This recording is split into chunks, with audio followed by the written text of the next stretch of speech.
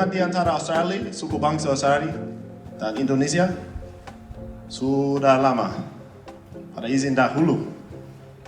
So I'm very happy to be standing here today and sharing this right here, this yiraki that was painted and made in a place called Arnhem Land, the land of the Yolngu people who for a very long time traded with the Makassar people.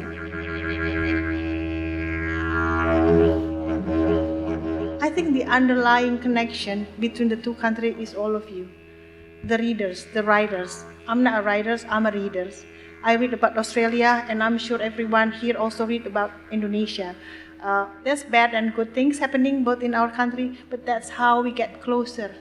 That's how we understand each other. Our theme this year is uniting humanity, and it's taken from a Javanese philosophy, actually, this idea of bringing everybody together, uniting them, but also with the aim of achieving beauty, in fact. And hopefully this weekend in Perth, we will also inspire you just to think about what's happening in the world right now. Unless there's a specific description of that person's ethnicity, you just read that person is white. I mean, I do that. And I think the way that this sort of grafts onto screenwriting is maybe being aware of that, but also writing your characters in such a way that they could be played, race neutral. He saw not the sacred places, respected not the human rights of another race. And in an act of sweet revenge, Mum repurposed the mining footage to tell a different story. Never far from the surface, his outrage prepares for one last tectonic volcanic display. This will not stand. Before he even opens his mouth, he knows he will regret everything he is about to say and do. He feels it already, the shame. But even this is not enough to make him stop. Thank you. But how do those two lives live alongside each other? And I would love to say really comfortably, and they inform each other, but they're terrible. Honestly, they're too...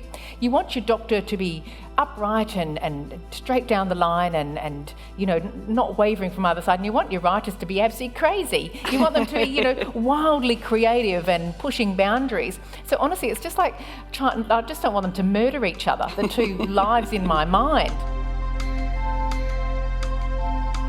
I make the flavor is as original as I can, but present it in a fun way. It's not look like a Indonesian food, but when you eat it, it's like the flavor is there. Like, oh wow, this is.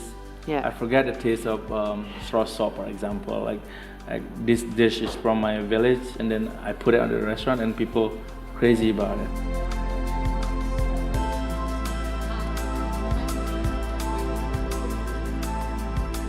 And he was so angry.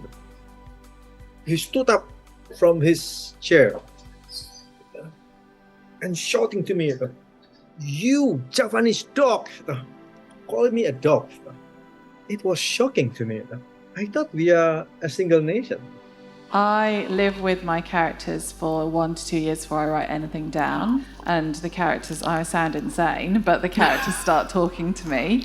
And it's also how I figure out whether a story is worth telling, because if it's not, those characters tend to just fade out and stop talking after a while, whereas the ones that really want to be on the page, they just don't go away. I mean, these guys in here just yabba yabba still, There's so many stories to be told, so I'm really happy that we're developing the whole kind of platform of stories in this part of Australia as well as Bali, and let's see how we can keep those stories growing and write about them and discuss them. So, thank you all for coming along.